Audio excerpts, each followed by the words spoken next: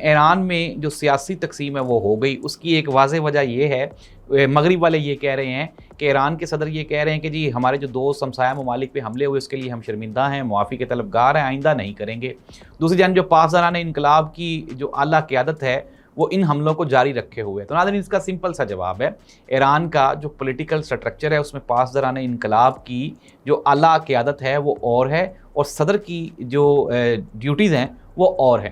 اور اب ایران پولیٹیکلی چیزوں کو انگیج کر رہا ہے. جتنا نقصان ایران نے اپنے دشمنوں کا کرنا تھا وہ تو وہ کر چکے، damage is been done now.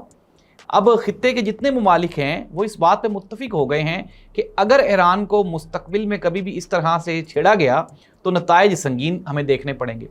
ناظرین کنکلوڈ کر لیتے ہیں.